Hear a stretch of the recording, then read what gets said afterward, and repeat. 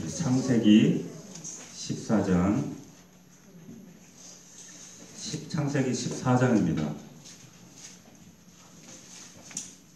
은혜 받으실 하나님 말씀은 창세기 14장, 우리 창세기 강의 오늘 29번째 시간입니다. 창세기 14장, 우리 본문이 길지만 1절부터 24절까지 우리 한 절씩 저와 여러분들이 교독하도록 하겠습니다. 제가 먼저 읽고 여러분들이 읽습니다. 당시에 신할 왕 아므라벨과 엘라살 왕 아리옥과 엘람 왕 그돌라오멜과 고임 왕 디다리, 소돔 왕 데라와 고모라 왕 빌리사와 가드마 왕 시라카와 소돔 왕 세메셀과 벨라하고 소알과 싸우니라. 이들이 다 시딤 골짜기 곧 지금의 염해에 모였더라. 이들이 12년 동안 그돌라오멜을 공격하다가 제13년에 개만하였더라. 제14년에 그돌라오멜과 그와 함께한 왕들이 나와서 아스드롯 가르나임에서 르바 족속을, 함에서 수스 족속을, 사회 기랴다임에서 엠 족속을 치고 우리 족속을 그 산세에서 쳐서 방해하는 자가 벨레바까지 이르렀으며 그들이 돌이켜 엠미스밭 곧 가데스에 이르러 아말렉 족속의 온 땅과 하사손 다말에 사는 아모리 족속을 친지라. 소돔 왕과 고모라 왕과 아드마 왕과 스보임 왕과 벨라하고 소알 왕과 와서 시딤 골짜기에서 그들과 전쟁을 하기 위하여 진행쳤더니 엘라방 그돌라오멜과 고임왕 디달과 신할왕 아므레발과 엘라살 왕 아리옥 네 왕이 곧 그 다섯 왕과 맞서니라. 시딤 골짜기에서는 정청군대가 앉으라. 소돔 왕과 고모라 왕이 달아날 때에 그들이 등이 거기 빠지고 그 나머지는 소돔과 함에 네 왕이 소돔과 고모라의 모든 재물과 양식을 빼앗아 가고 소돔의 거주하는 아브라함의 파라로 소돔으로 샀고 그 재물까지 돌아가려 갔더라. 도망한 자가 와서 히브리 사람 아브람에게 알리니 그때에 아브람이 아모리 족속 마므레의 상수리 숲을 근처에 거주하였더라. 마므레는 에스글의 형제요 또 아넬의 형제라. 이들은 아브람과 동맹한 사람들이더라. 아브라함이 그들의 국가가 사라졌음을 듣고 집에서 그리고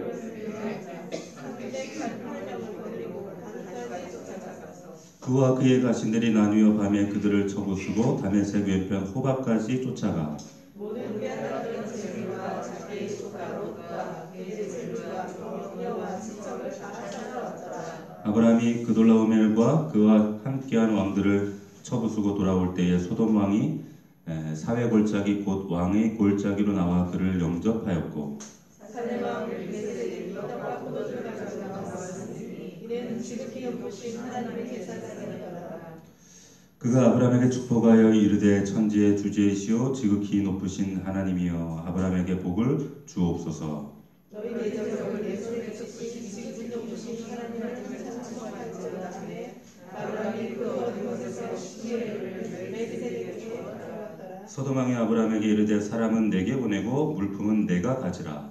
아브람은 소돔 왕에게 이르되 천지의 주제이시오 지극히 높으신 하나님이여 여호와께 내가 손을 들어 맹세하노니 내 말이 내가 아브람으로 치부하게 하였다 할까 하여 내게 속한 것은 실 한 오락이나 들매끈 한 가닥도 내가 가지지 아니하리라.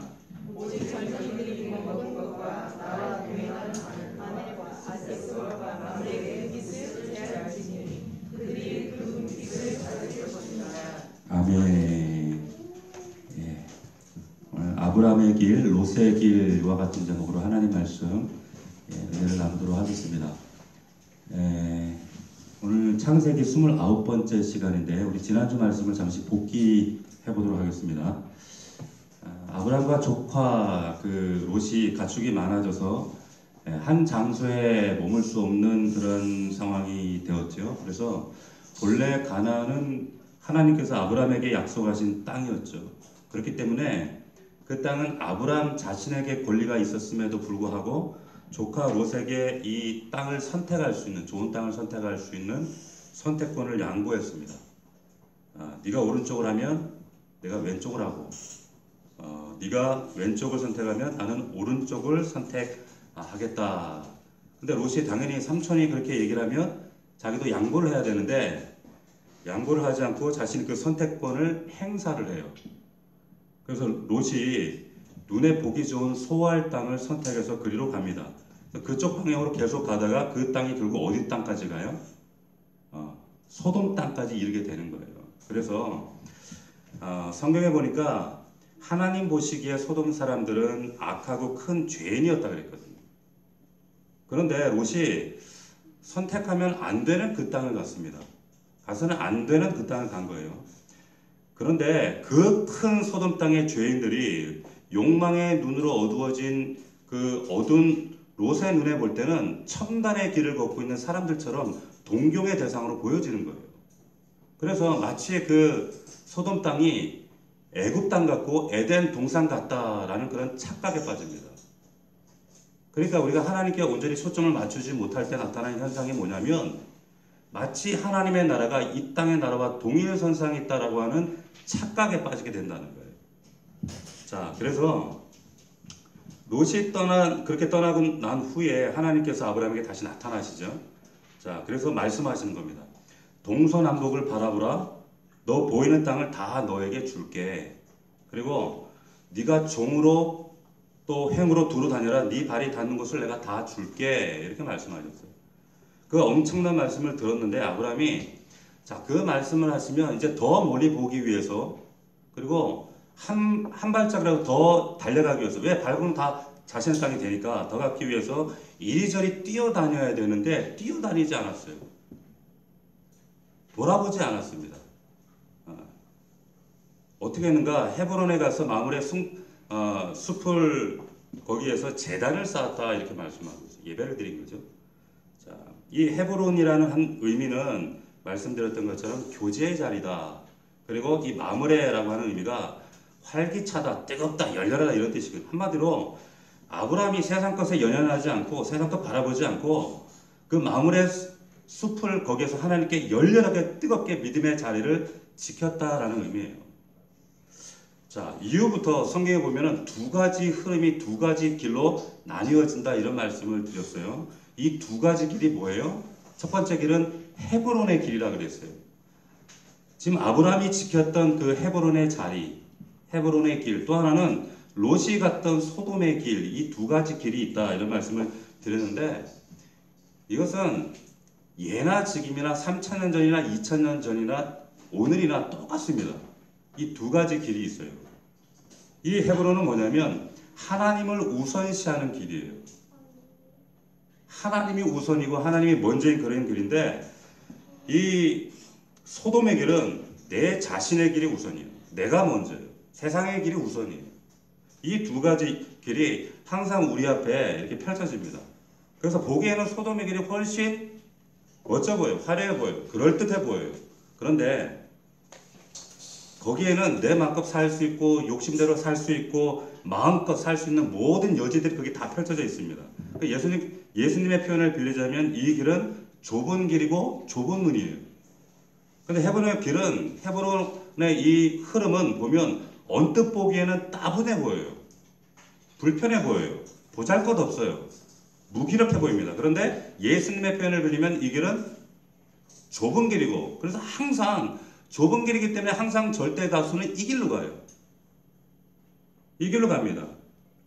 자, 하나님을 믿는 사람들 가운데서도 우리 예수 믿는 사람들 안에서도 여러분 대다수가 사실은 대다수가 이 소돔의 길 위에 있다라는 사실을 우리가 잊으면 안 돼요. 똑같은 공간과 똑같은 시간 안에서 우리가 신앙생활을 하지만 우리가 우리 뜻과 우리의 마음과 의지와 다르게 우리가 어느 순간 헤브론의 길이 아니라 소돔의 길을 걸어갈 때가 있다라고 하는 거예요. 이것이 분별이 되지 않으면 어느 순간인가 정말 하나님 앞에서 우리가 참 돌이킬 수 없는 그런 자리까지 갈 수밖에 없다라고 하는 것이죠. 자, 그래서 하나님께서 우리에게 주시는 말씀은 언제 어느 곳에 어느 시대에 있든지 그러나 하나님은 항상 이 헤브론의 길에 서 있는 사람들을 그들을 사용하시고 그들을 쓰시고 그리고 하나님의 나라를 위해서 반드시 이들을 세워나가신다는 거예요. 하나님의 역사는 곧 이 길에 있는 사람들을 통해서만 하나님께서 만들어 가십니다. 자, 그런데 지금 이 길에 서 있는 이 롯이 누군가? 여러분, 하나님의 말씀을 쫓아서 고향 친척 아비 집을 등지고 지금 하나님께서 말씀하신 그 미지의 땅, 한 번도 보지도 못한 그 가나안 땅을 찾아서 그냥 말씀만 쫓아서 그 명령을 쫓아서 지금 가는 거예요. 지금 그런데 그 동행길에 아브라함만 있었던 것이 아니라 롯도 있었어요. 자, 우리 지난주 말씀을 통해서 보았지만 이 약속의 말씀의 1차적인 대상은 롯이 아니라 사실은 아브라함이었죠. 아브라함이었습니다. 근데 이 아브라함을 따라서 함께 롯이 하란을 떠났고 그리고 어렵게 힘들게 갔더니 그 원주민들이 이미 기거하고 있는 가나안 땅이었지만 어떻게든 버텨보려고 했지만 남방으로 쫓겨갔어요. 그러다가 한순간 지켜야 될 믿음의 경계선을 가나안이라고 하는 경계선을 넘어서 갔던 곳이 어디였어요? 애굽이었죠. 애굽이었어요. 그래서 그 애굽에 내려가서 그 삼촌 아브라함이 겪어야 했던 그 수치와 모욕과 아내를 뺏기고 그리고 이방 사람들 입에서 하나님의 음성을 대신 듣는 너가 어떻게 이렇게 거짓말할 수 있느냐라고 하는 그런 수치와 모욕의 소리까지 다 듣고 결국에는 어떻게 해요? 다시 네겝으로 올라가는 거예요.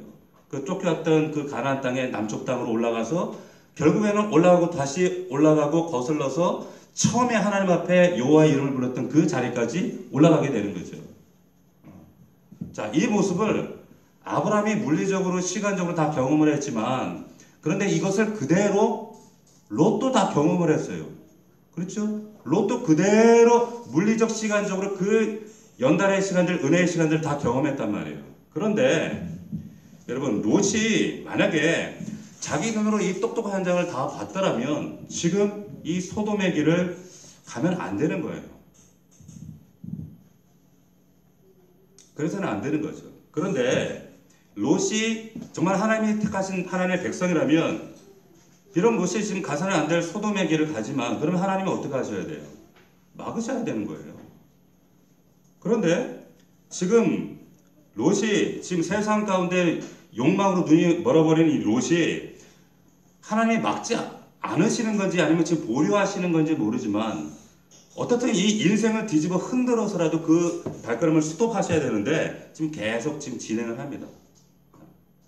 여러분, 우리는 이제 폭풍을 싫어해요.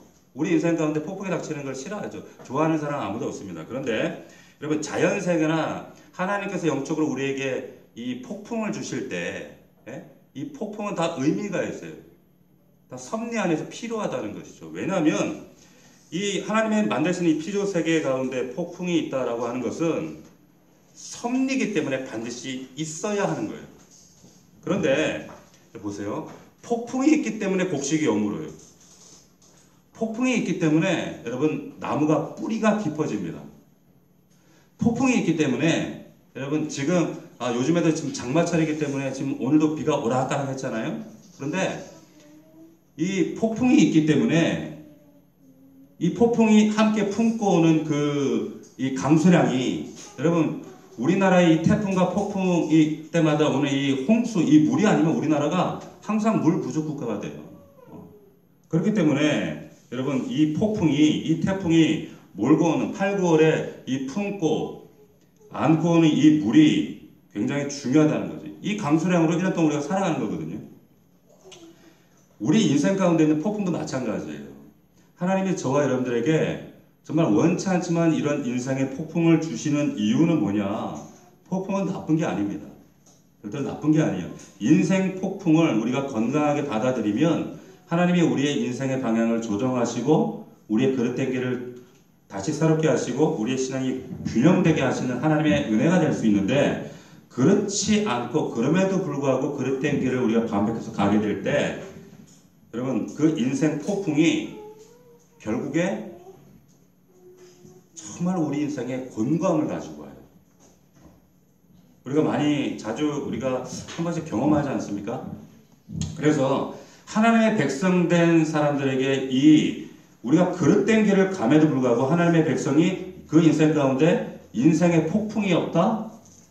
그러면 그 사람은 하나님과 무관한 사람이죠. 자, 그래서 하나님께서 사랑하는 사람이라면 반드시 그의 인생 가운데 폭풍이 있다라고 하는 거예요. 자, 우리가 지난주에 여기까지 했습니다. 자, 그리고 오늘 1절을 다시 보시면, 자, 1절 보시기 바랍니다. 자, 당시에 시날 왕 아므라벨과 엘라살 왕과 아리옥과 엘람 왕 그돌라 오멜과 고임 왕 디달이 이랬어요. 여기 보면 엘람 왕 그돌라 오멜, 여기 여러분들이 동그라미를 하셔야 돼요. 동그라미를 딱 하시고, 여기 1절에 보면 네 왕들의 이름이 나옵니다. 가나안 땅 북쪽에 있는 그 위치한 네 나라 왕들인데, 이때 왕들은 지금 우리가 생각하는 것처럼 거대한 국가 개념의 나라들이 아니에요. 그냥 부족 국가들입니다. 이 부족 국가들이 모여서 연합된 이 도시 국가들, 그런 모습이다라고 생각하시면 돼요. 그런데 그 북쪽의 네 왕들이 지금 연합을 했어요. 그 우두머리가 그돌라 오멜이라 하는 이 사람이에요. 자, 그리고 2절을 보시면 소돔 왕 베라와 고모라 왕 바르사와 아드마 왕 시납과 스보임 왕 세메벨과 벨라 곧 소알 왕과 싸우니라. 자, 이렇게 되어 있어요. 자, 2절에 나타나 있는 이 다섯 왕들은 가나안을 이스라엘 반으로 뚝 잘랐을 때 지금 앞에 네 왕들은 북쪽에 있는 사람, 근데 이 아래 남쪽에 있는 나라 다섯 나라들이에요.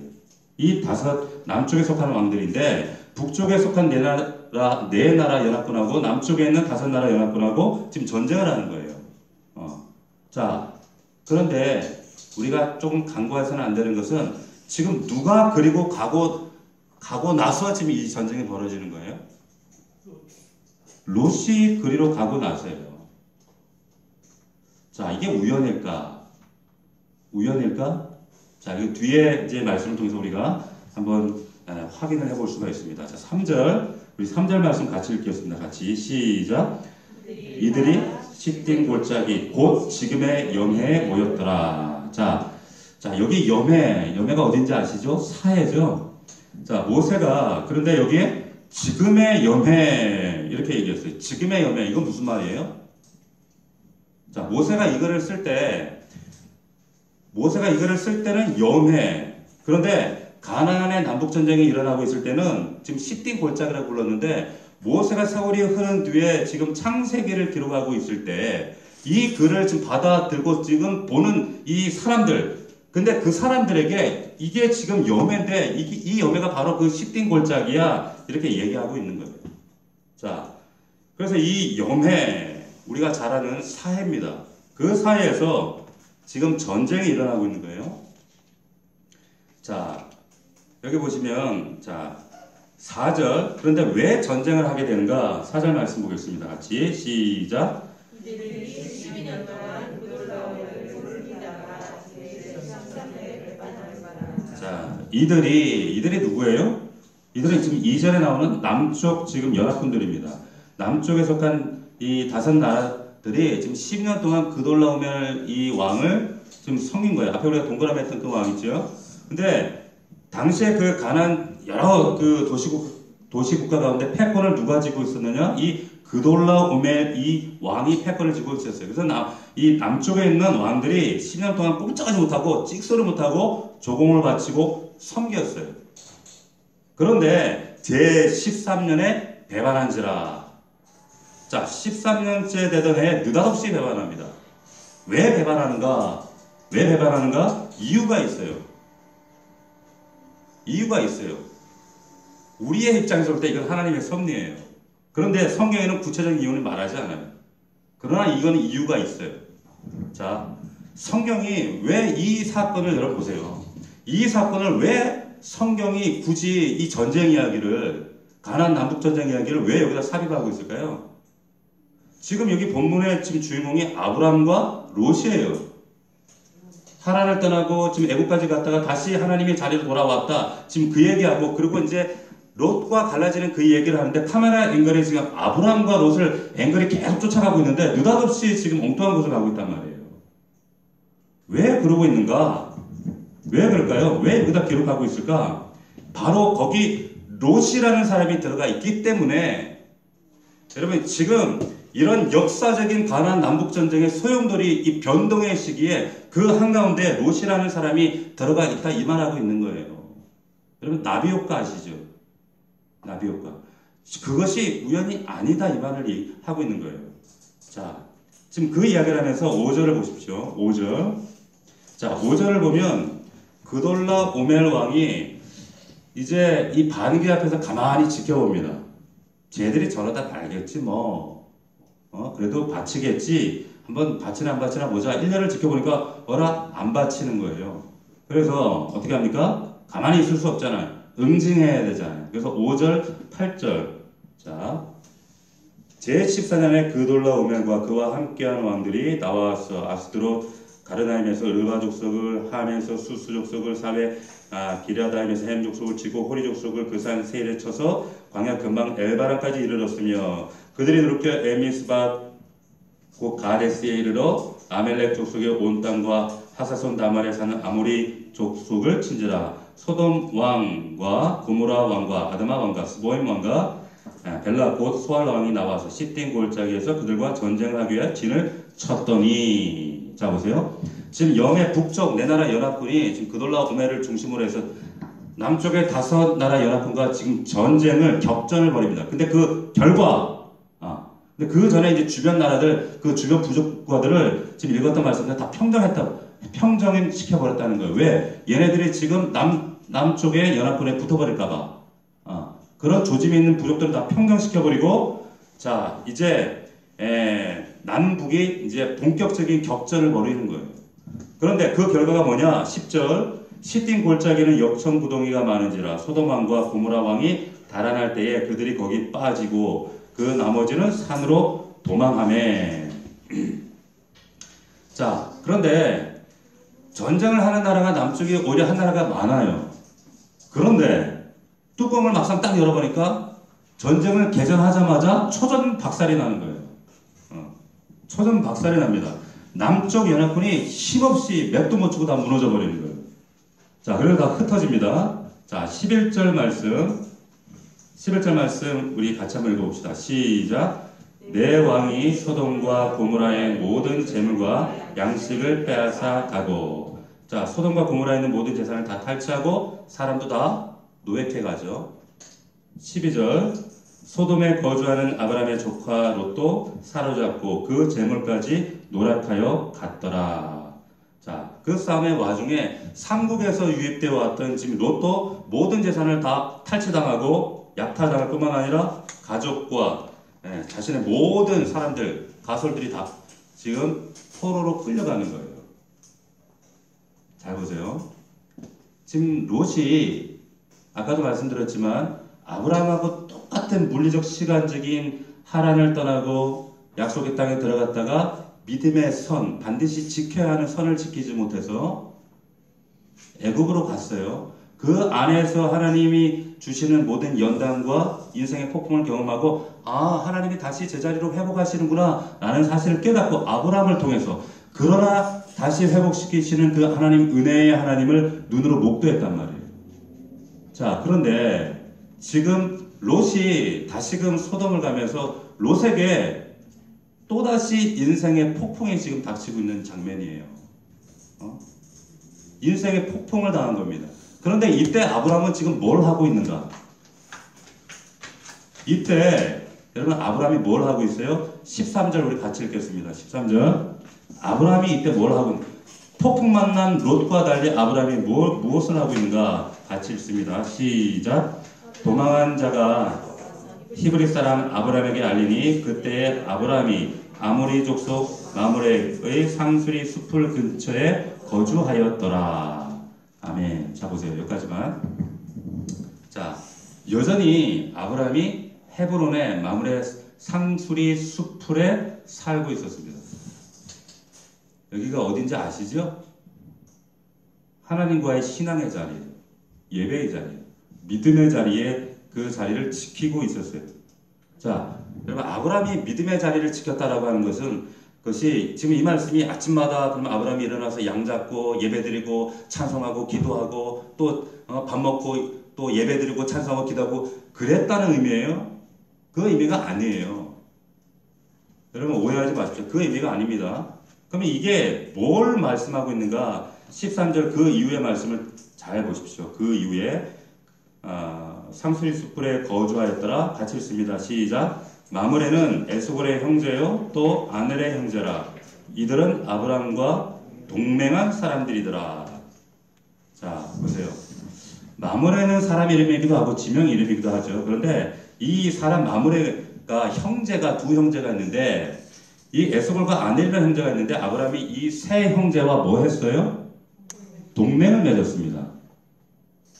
자, 마므레는 아마도 이 아모리족 속의 족장인 것으로 알려져 있는데 마므레와 아브람이 동맹 맺고 관계를 유지해요. 자, 그리고 13절에 동맹을 맺었어요. 14절에는 뭘 하고 있는가 같이 보세요. 같이 읽습니다. 시작. 아브람이 그의 조카가 사로잡혔음을 듣고 집에서 길리고 훈련된 자 318명을 거느리고 단까지 쫓아가서. 자, 잘 보세요. 지금 동맹을 맺었을 뿐만 아니라 자기 집에서 318명의 사람을 지금 키웠어요. 자, 이 모습이 여러분 롯과 얼마나 대조적인 모습입니까? 롯은 지금 소돔에 간 롯은 허망하게 모든 것을 다 잃어버렸어요. 다 빼앗겨 버렸어요. 자, 그런데 그 와중에 아브라함은 믿음을 지키면서 신앙의 자리를 지키면서 지금 현지 사람들과 동맹을 맺고 있어요. 그러면서 사람을 키웠습니다. 인재를 키웠어요. 자, 그래서 아브라함이 믿음의 사람이라고 하는 거예요. 잘 들으세요. 여러분, 이게 믿음이라고 하는 거예요. 우리가 믿음을 여러 가지로 정의할 수 있지만 믿음은 그냥 히브리서 말하는 그런 어떤 그 추상적인 믿음이 아니라 아브라함이 그 믿음의 본질을 가장 구체적으로 설명을 해주고 있는 거예요. 보세요, 여러분. 어떤 농부가 사과나무를 심었어요. 사과나무를 왜 심어요? 왜 심죠? 사과나무가 사과나무의 열매 결실을 맺을 거라고 확실하기 때문에 사과나무를 심는 거예요. 사과나무가 열매를 결실할 거라고 믿지 않는다면 사과나무를 심어요, 안 심어요? 안 심어요. 심지 않죠. 심을 까닭이 없죠. 그런데 농부가 나무를 심은 뒤에 이 사과나무가 열매를 맺을 것이다, 결실할 것이다. 그러면서 가만히 나무 밑에 앉아서 이제 사과나무 열릴 때까지 가만히 있나요? 그래요? 그렇지 않죠. 그 사과나무가 열매를 맺을 것이다, 결실할 것이라 확실히 믿기 때문에 비료를 주고 물을 주고 또 병충해 당하지 않도록 수고하고 땀을 흘리는 거예요. 마찬가지입니다, 여러분. 우리가 여러분 지금 이 모든 것들을 지금 아브라함이 믿음이 뭔가를 지금 그대로 보여주는 거예요.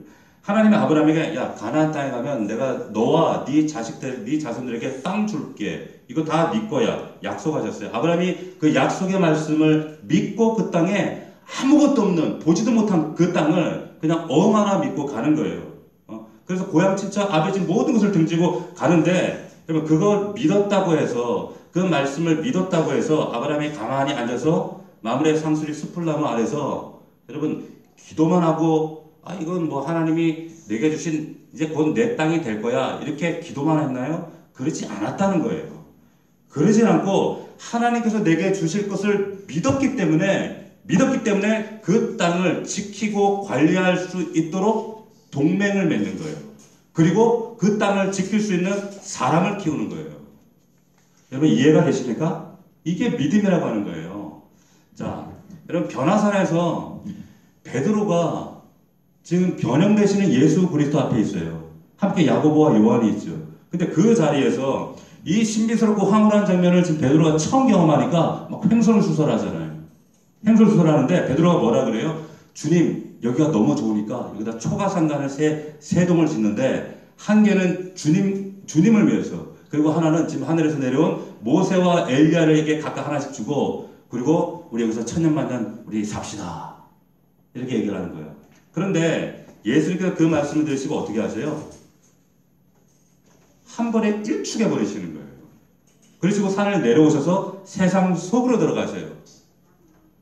왜 그러세요? 예수님이 이 땅에 오신 목적은 이 땅에 내려와서 신선 노름을 하시려고 이 땅에 내려오신 게 아니거든요. 우리를 구원하시기 위해서 피 흘리시기 위해 이 땅에 오신 거예요. 치열하게 사시기 위해서. 그래서 육신을 입고 오셨단 말이에요. 자, 여러분 우리가 교회에서 일반적으로 믿음 좋다 그러면 어떤 사람이 믿음 좋아? 기도 많이 하고 목소리 좀 걸걸하고 찬송 많이 부르고 그래도 교회 주구장창 열심히 교회 붙어 있고 자 그렇게 얘기할 수 있을지 모르지만 그게 어떤 단면일 수 있지만 전체일 수는 없다는 거예요. 정말 우리가 하나님의 말씀을 믿는다면 하나님 말씀이 실제라는 사실을 믿는다면 그리고 그 말씀이 우리의 삶 속에서 반드시 사과나무처럼 결실할 것을 믿음의 열매처럼 결실이 될 것이라는 것을 믿음으로 확신한다면 거기에 상하는 우리는 믿음에 뭘 해야 돼요? 행동을 해야 되는 거예요. 성경은 이걸 순종이라고 얘기하기도 하고 이것을 믿음과 함께 가는 우리의 삶이라고 얘기하는 거예요. 그래서 신앙생활이라고 하는 것은 생활신앙이라고 누차히 말씀드리는 거예요. 신앙은 추상적인 게 아니라 삶으로 내 삶으로 이것을 거기에 마땅한 내 삶의 증거들이 나타나지 않은 믿음은 이것은 세상 사람들 믿지 않는 샤머니즘 외치는 자들에게도 동일하게 그들 안에도 똑같이 외치는 믿음이거든. 자, 그래서 우리의 믿음이 구현되고 결실되는 것은 여러분 이 예배당이 아니라 결국 어디예요? 여러분들의 가정이고 직장이고 삶이기 때문에 아브라함이 그 믿음의 증거들을 이렇게 지금 예표해 주고 있는 겁니다. 자, 그래서 여러분 믿음의 사람들은 이 아브라함처럼 행동하는 사람들이에요. 실천적이죠. 그리고 추상적이지 않아요. 허무맹랑하지 않아요. 이렇게 복잡하지 않아요. 그러니까 말씀하시면 하고 믿음으로 행동하고 하는 거죠. 자, 14절 말씀 보겠습니다. 자, 그래서 아브라함이 이 믿음의 행위를 동맹을 맺고 사람들을 키우는 것으로 믿음을 지금 증거한 거예요. 14절 말씀 우리 같이 한번 읽겠습니다. 시작. 아브라함이 그의 조카가 사로잡혔음을 듣고 집에서 길리고 훈련되자 318명을 거느리고 단까지 쫓아갔다. 자, 단까지는 200km가 떨어져 있습니다. 가까운 길이 아니에요. 200km를 쫓아간 거예요. 자, 15절 말씀 같이 읽습니다. 시작. 그와 그의 가신들이 나뉘어 밤에 그들을 쳐부수고 다메섹 외편 호바까지 쫓아가. 소돔을 쫓아갔던 롯이 자, 지금 아브라함이 적들을 쳐부수고 조카 롯과 재물들이 지금 더 멀리 호바까지 가 있다는 거예요. 이 호바는 헤브론에서 한 280km가 떨어져 있는 거예요. 얼마나 멀리까지 지금 쫓아가는 거예요? 자, 16절 말씀을 보시면 모든 빼앗겼던 재물과 자기의 조카 롯과 그의 재물과 또 부녀와 친척을 다 찾아왔더라. 이렇게 말씀하고 있습니다. 잘 보세요. 지금 소돔을 쫓아갔던 소돔의 길을 갔던 롯은 모든 것을 다 상실했던 반면에 지금 믿음의 자리를 지키고 있는 그리고 자기가 해야 할 것을 했던 아브라함은 남이 잃어버린 것까지 되찾아주는 사람이 지금 되고 있는 거예요. 여러분 아멘이십니까? 저는 이런 하나님이 바로 저와 여러분들의 하나님이신 것이 너무 감사해요. 너무 감사한 거예요. 보세요. 지금 아브라함이 그돌라오멜의 북쪽 연합군 파하고 지금 빼앗겼던 것을 빼앗았던 걸 다 찾아왔어요. 롯도 구해왔어요. 자, 이 장면을 이 과정을 지금 보면 롯이 그러면 이제는 어떻게 해야 돼요? 정신을 차리고 어떻게 해야 돼요? 여러분 같으면 어떻게 하시겠어요? 네? 그 인생 폭풍 속에서 이제 궤도를 수정해야죠. 자, 보세요. 우리가 그 2주 전에 나눴던 말씀이지만 아담과 하와 그 최초의 인간은 아담과 하와가 지켜야 될 믿음의 선악과였어요. 그죠? 요셉이 지켜야 했던 믿음의 그건 뭐였어요? 그것은 주인의 안에 손대지 않는 게 그 믿음의 선이었어요. 아브라함에게 이 믿음의 경계의 선은 뭐였습니까? 가나안 땅 떠나지 않는 거예요.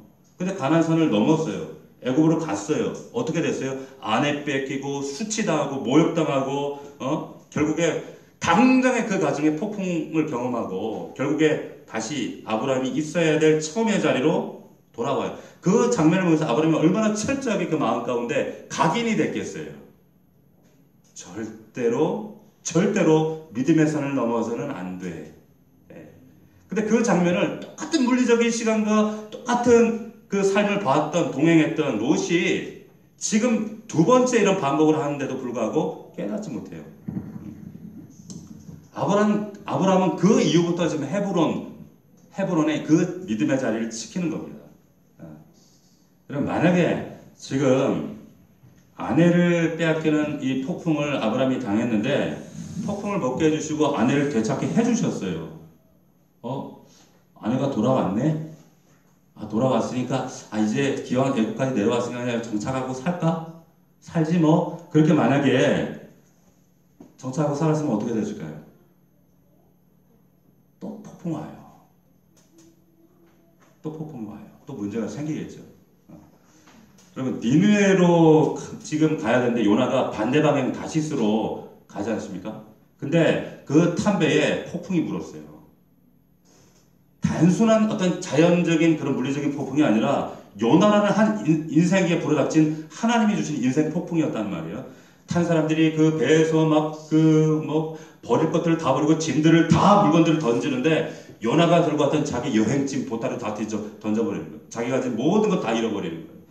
그리고 그래도 폭풍이 안 멎어요. 그래서 사람들이 이거 누군가가 한 신의 노염을 타고 있다. 누구냐? 제비 뽑자. 요나가 딱 걸렸어요. 딱 걸렸을 때 결국에 이 바다에 던져지는 수모를 당해요.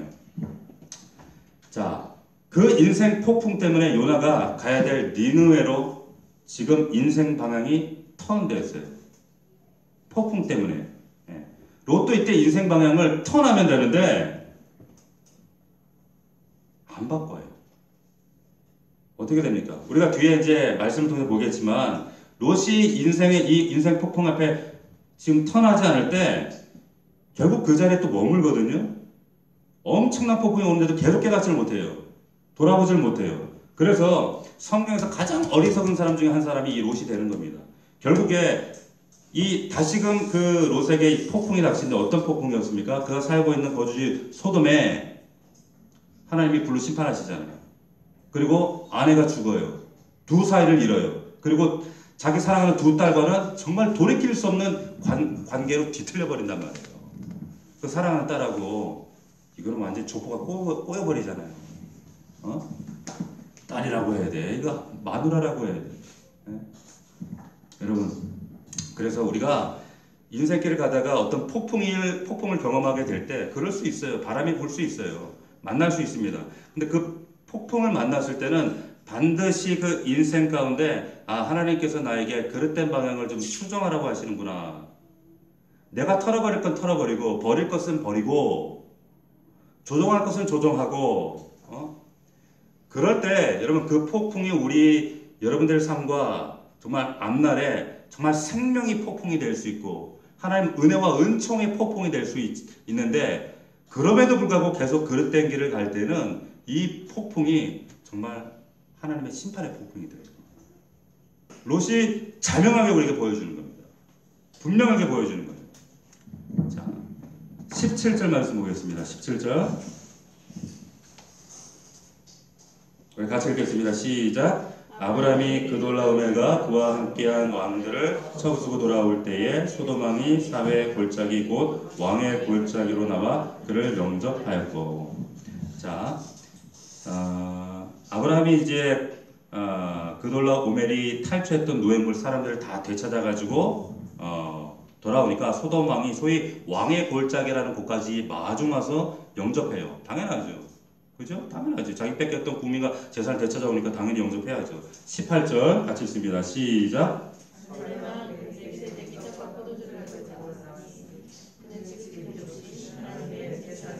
자, 살렘왕, 예루살렘의 옛 이름이기도 한데 살렘이란 말은 평화라는 말입니다. 평화의 왕이자 지극히 높으신 하나님의 제사장 멜기세덱이라는 제사장이 떡과 포도주를 가지고 영접하러 마중하러 나오는 거예요. 자, 이 멜기세덱이 누군지는 성경이 명확하게 얘기하지 않아요. 근데 히브리서에 의하면 이 멜기세덱은 우리를 구원하러 이 땅에 내려오신 예수 그리스도, 영원한 대제사장이신 예수 그리스도를 예표한다, 이렇게 간단하게 설명을 해놨어요.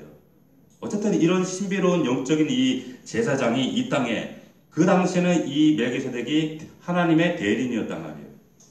그런데 지금 아브라함에게 이 사람이 축복을 합니다. 19절 보십시오. 같이 읽겠습니다. 시작. 그가 아브라함에게 축복하여 이르되 천지의 주제이시오 지극히 높으신 하나님이여 아브라함에게 복을 주옵소서. 자, 보세요. 지금 그 제사장이 아브라함에 축복을 하는데 아브라함이 잃었던 많은 사람과 재산을 되찾아오는데 소돔 왕이 와서 영접을 하고 환영을 해요. 맞아들여요. 이 사람은 세속적인 왕이에요. 세상 왕이에요. 그죠? 근데 하나님의 대리인인 하나님의 지극히 높은 제사장이 이제 멜기세덱이 나와서 떡과 포도주로 또 영접을 합니다. 이거 뭘 의미하는 거예요? 이게 무슨 의미예요? 여러분, 한 사람이 아브라함처럼 한 사람이 믿음의 삶을 제대로 살면, 바로 살면, 여러분, 하나님으로부터와 사람으로부터 동시에 이런 하나님 칭송과 존경과 존엄을 받게 된다는 말씀이에요. 아멘이십니까?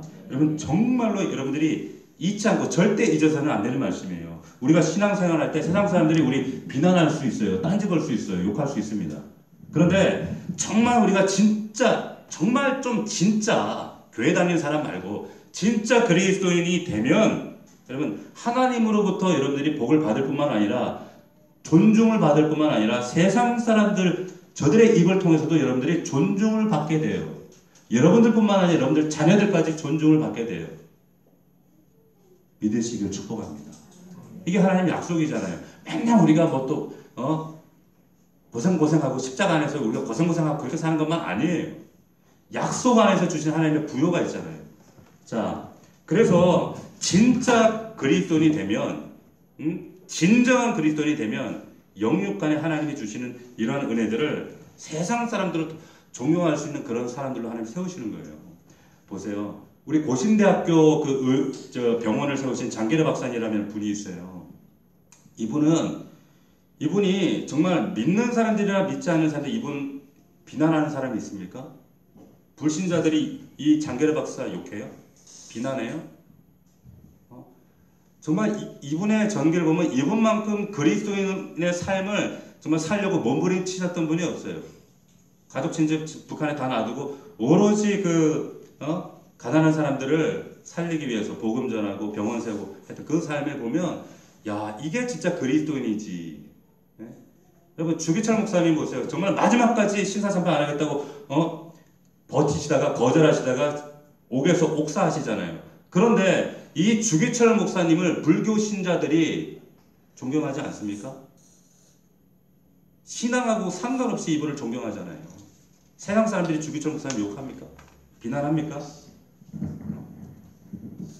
오늘날 우리가 저와 여러분들이 교회 다닌다 그러면 직장 가면 뭐 출근하면 어디 놀러 가면 강행한다는 말 안 해요. 근데 교회는 지금 코로나 시대에 교회 간다 그러면 강행한다 그러고 교회에 대해서 다들 째려보고 그래요.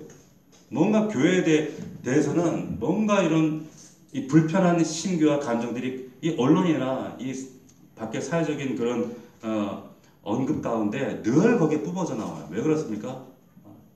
우리가 그들에게 정말 진짜 그리스도인의 모습으로 보이지 않았다는 거예요. 교회 안에서는 쥐야저 외치고 뜨겁고 뭔가 그럴듯해 보이는데 밖에 나오면 에이 너도 집사야? 너 교회 다녔어? 여러분 진짜 예수쟁이가 되면 아브라함처럼 진짜 믿음을 내 삶으로 실천하면 가정에서 어떤 오해나 아픔과 그런 괴로움이 있다 할지라도 세월이 지나면 정말 저 사람 진짜구나 하나님 앞에 인정됨과 동시에 세상 사람들로부터 여러분 칭송을 받게 됩니다. 믿을 수 있기를 축복합니다. 그게 여러분들이 되기를 축원합니다. 자 20절 자 멜기세덱이 하는 말이 뭔가 보세요. 같이 읽습니다. 시작. 너희 대적을 내 손에 붙이신 지극히 높으신 하나님을 찬송할지로다 하며 아브라함이 그 얻은 것에서 10분의 1을 멜기세덱에게 주었더라. 자 보세요. 너희 대적을 내 손에 붙이신 하나님 찬송하라 이러니까 아브라함이 그 얻은 것 10분의 1을 11조를 지금 제사장에게 바치는 거예요. 여러분 11조가 뭐예요? 11조가 뭡니까? 내게 속해 있는 것, 내게 소유되어진 모든 것이 하나님으로부터 왔음을 고백하는 것이 11조예요. 여기에 말씀을 보시면 천지의 주제이시오 지극히 높으신 여호와지 두 번이나 지금 19절과 22절 나오는데 천지의 주제라는 말이 무슨 말이냐면 이게 창세기에 나오는 하늘과 땅 천지의 주제권을 가진 분이다. 주인이다 이 말이에요. 우리 교회가 주제권 강조하잖아요. 예수 그리스도가 내 삶의 주님인과 동시에 구세주인과 동시에 그분이 내 삶의 주권자다. 주제권. 이 주제권이 되어지지 않으면 안 된다는 거죠. 자, 이게 11조라는 거. 그분이 내 삶의 주권자, 주인입니다. 메시아 되심만, 구원자 되심만 인정해서는 내 삶의 주인 되심의 고백이 없으면 여러분 진짜 신앙생활 할 수가 없어요. 그 고백의 징표가 11조 예물을 통해 하나님 앞에, 사람들 앞에 나는 지금 이 믿음의 증거로 하나님 앞에 나아갑니다 하는 거예요. 지금 아브라함이 지금 그걸 하고 있는 거죠. 자, 그래서 보시면 21절, 자 21절 같이 읽어봅시다. 시작.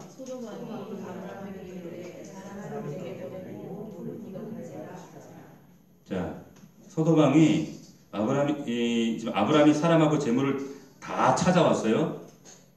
그러니까 지금 이 소도망이 사람들은 내 백성들은 나한테 뭐라고 물질은 네가 가져라. 아주 인심 쓰듯이 지금 이렇게 얘기를 하는 거예요. 보세요. 근데 이 당시에 그 관습이 어떠냐면, 여러분 전쟁에서 이긴 자가 어떻게 노획물을 다 그 소유가 되는 겁니다. 이거는 전쟁 법칙이에요, 법입니다. 그런데 그 순간부터 소유권이 바뀌는데, 지금 북쪽 연합군하고 남쪽 가나안 남북 전쟁이 일어났을 때 이 그돌라오멜이 전쟁에 이겼을 때 소돔의 모든 사람 이 포로들 그리고 전리품들 다 자기 거였어요.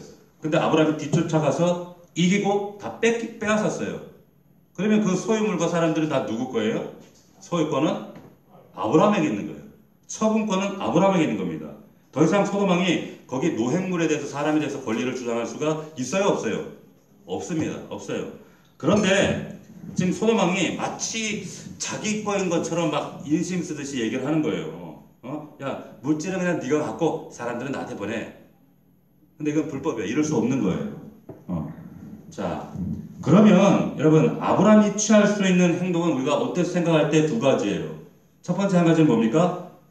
지금 소도망이 그랬던 것처럼 야 그래 사람을 데려가고 물질은 다 내 거야. 야 그럴 수 있고, 또 한 가지는 이게 어디서 눈독 들이고 있어 내 건데 패한 주제에 저리 안 가? 하면서 쫓아낼 수 있단 말이에요. 그런데 여러분 아브라함이 어떻게 합니까? 전혀 다른 선택을 해요. 전혀 다른 선택을 합니다. 22절, 23절을 보세요. 봅시다. 같이 읽어봅시다. 시작. 아브라함이 소돔 왕에게 이르되 천지의 주제이시오 지극히 높으신 하나님 여호와께 내가 손을 들어 맹세하노니 내 말이 내가 아브라함으로 치부하였다 할까 하여 내게 속한 것은 실 한 오락이나 들매끈 한 가닥도 내가 가지지 아니하리라. 아멘. 잘 보세요. 이 들매끈은 신발끈이에요. 여기 있는 물건 가운데 내가 실 오락이 한 가닥이라도, 신발끈 한 가닥이라도 난 가지지 않겠다. 하나님의 이름을 맹세하건대 나는 갖지 않겠다. 왜? 왜 그래요? 여기 나와 있잖아요. 내가 아브라함을 치부하게 하였다 할까. 이게 무슨 말이냐면 아브라함을 치부하게 하였다. 내가 아브라함을 부자 되게 하였다라는 말을 할까봐 나는 안 갖겠다는 거예요. 자, 아브라함이 왜 이런 생각을 했을까요? 자, 당시 관습으로 이 전리품을 아브라함이 다 가질 수 있어요. 소돔 왕이 그런데도 자기가 막 인심 쓰는 것처럼 야, 물질은 네가 갖고 사람은 나에게 보내.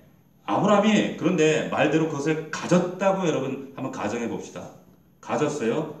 그런데 여러분 이런 이 소돔 왕의 이런 기질을 가진 사람들, 우리 또 대충 이런 사람이 어떤 사람인지 좀 감이 오잖아요. 막 인심 쓰듯이 막 짚고 다니면서 이런 사람들 주변에 이런 사람들 없나요? 네. 근데 이런 사람들은 여러분 죽을 때까지 심심한 만약에 아브라함이 이 재산을 가지고 나면 가졌다고 치면 죽을 때까지 심심하면 야, 쟤 나 때문에 부자 된 거야. 쟤 나 때문에 부자 됐어. 심심하면 그때마다 그런 이야기를 할 수 있는 사람이라는 거예요. 아브라함이 그거 알았던 거예요. 지금 방금 전에 아브라함이 자기가 이긴 이 승리도 하나님께서 주신 것이다라고 고백하면서 11조를 하나님께 올려드렸어요. 그러면서 하나님께 영광을 올려드렸어요. 이런 믿음의 소유자였어요. 그래서 내게 무엇이 주어지든지 간에 이것은 하나님 주신 것입니다. 하나님 소유입니다. 이런 고백을 했던 사람이에요. 그런데 어떤 인간이 나타나서 이거 내가 너한테 준 거다? 나 때문에 이렇게 됐다. 이것은 하나님의 영광을 가리는 것이라고 아브라함이 단호하게 결연하게 생각을 한 거예요. 결단한 거예요. 그렇다면 나는 실오라기 하나라도 받지 않겠다. 왜? 철저하게 하나님의 영광이기 때문에. 지금 아브라함이 지금 정말 여러분 순교의 각오로 이런 믿음에 결단하는 거예요. 이게 쉬운 게 아니에요. 눈앞에 보이는 그 수많은 전리품들이 있는데 이걸 포기해? 그럴 수 없는 거예요. 그래서 노 하는 겁니다. 자, 24절 봅시다. 같이 읽겠습니다. 시작. 오직 젊은이들이 먹은 것과 나와 동행한 아넬과 에스골과 마물의 분깃을 제할지니 그들이 그 분깃을 가질 것이니라. 아멘. 자, 나는 실오라기 하나라도 들매끈의 한 가닥으로 난 갖지 않겠다. 그러나 뭐라고 얘기하냐면 잘 들으세요. 나와 함께 전쟁에 참여했던 이 젊은 사람들, 이 동맹군들, 그리고 내 수하했던 318명의 이 사람들한테는 그래도 네가 계산할 거 계산해서 줘라 이 말이에요. 응? 이 동맹군들한테는 계산할 거 주라 이거예요. 그러나 나는 안 받는다. 잘 보세요. 아브라함은 자기 믿음 때문에 내 옆에 있는 사람, 내 가까이에 있는 사람, 주변 사람에게 여러분 피해를 주지 않아요. 여러분 잘 보세요. 순교는 누가 해요? 내가 하는 거예요. 그죠? 순교는 내가. 이게 무슨 말이냐면 순교는 자기 믿음으로 하는 거예요. 그런데 간혹 이제 우리 열심히 과하신 분들이 그 순교의 믿음을 가족에게 요구를 해요. 가족에게. 네? 그래서는 안 된다는 얘기를 지금 암묵적으로 하고 있는 거예요. 보세요. 지금 이 아브라함이 엄청난 재물을 찾아와서 자기 소유예요. 얼마든지. 그럼 하나님 영광을 위해서 이거 하나님 영광을 위해서 나는 실오라기 하나 갖지 않겠다 했지만 정말 이건 순교에 대한 믿음이거든요. 정말 순교에 대한 믿음인데 이게 사실 그냥 말은 쉽지만 이게 쉬운 일이 아니에요. 눈앞에 보이는 것을 거절한다는 것이. 그런데 나는 내 옆에 사람들에게 만약 피해가 된다면 그 피해를 그들에게 전가하지 않겠다는 거예요. 여러분 믿음이라고 하는 건 내가 죽는 겁니다. 내가 죽는 거예요. 옆 사람 죽이는 거 아니에요. 내 믿음으로 내가 순교하는 믿음으로 나아갈 때 옆 사람들이 그 믿음을 보고 성령의 감동하심을 따라서 나도 가는 거지. 내 믿음 따라서 내 가족들을 그리고 못한다고 해서 참 믿음에 어떤 합당하지 못한 말들을 하는 것은 옳지 않다는 거죠. 그 믿음을 따라올 때까지 우리가 중보하고 기도해 주는 것이 필요하다라고 말씀을 정리하겠습니다. 오늘 세 가지 좀 말씀을 쭉 우리가 나누면서 교훈을 나누는데 세 가지 우리 중요한 부분들을 좀 잊지 않았으면 좋겠어요. 첫 번째 그게 뭐냐면 이 세상에서 우리가 크고 작은 어떤 상황과 사건들이 일어나고 있을 때 이 혼란과 이 사건의 원인에는 나와도 관련이 있다라는 사실을 여러분들이 인지하고 깨닫고 늘 인식하고 있어야 된다는 거예요. 지금 가나안이라는 남북 전쟁, 정말로 겉으로는 지금 전쟁 이야기지만 그 전쟁 이야기 한가운데 롯이 있었다는 걸 여러분 기억하셔야 돼요. 우연이 아니라고 하는 거예요.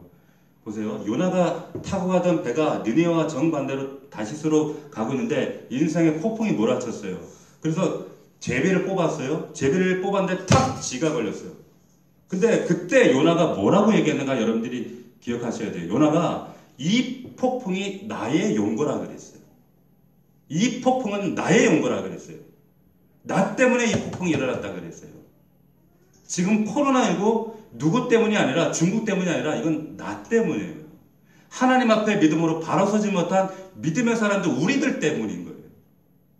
항상 우리가 어지러우면 대통령 탓이야, 누구 탓이야, 김집사 탓이야, 누구 탓이야 하는 것이 아니라 나 때문이라는 거. 이 인식을 가지는 사람이 교회 안에 우리 믿음의 사람들이 많아지면 많아질수록 교회가 건강해지는 거예요. 믿을 수 있기를 축원합니다. 자, 그리고 두 번째는 뭐냐면 내 인생에 여러분들 인생 가운데 폭풍이 닥쳤을 때, 인생의 폭풍이 닥쳤을 때는 혹은 그런 조짐이 보였을 때는 빨리 버릴 것은 빨리 버리고 방향을 어떻게 해요? 조정해야 돼요. 조정해야 돼요.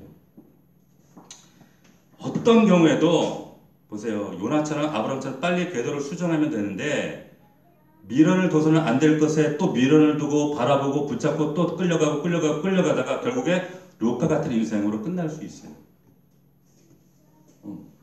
너무 안타깝잖아요. 마지막은 우리가 하나님의 사람으로서 하나님의 사람은 절대로 하나님의 영광을 가리워서는 안 된다는 거예요. 가로채서는 안 돼요. 그래서 아브라함 보세요. 얼마든지 그 재물 가져도 돼. 주장할 수 있어요. 권리 주장할 수 있어요. 가지고 뭐 감사헌금도 하고 구제헌금도 하고 좀 폼나게 좀 살고 그러면서도 얼마든지 하나님 영광 낼 수 있잖아요. 그런데 하나님의 영광을 가리는 일이라면 그것이 직간접 어떤 영향이 있더라면 나는 실오라기 하나라도 나는 손대지 않겠다 말하는 거예요. 자, 그래서 사도 바울도 똑같은 심정으로 이런 얘기를 하죠. 그런즉 너희가 먹든지 마시든지 무엇을 하든지 다 하나님의 영광을 위하여 하라. 하나님의 영광을 위하여 하라. 자, 오늘 이 두 가지 큰 주제 속에서 아브라함의 길과 롯의 길 이야기를 나눴습니다.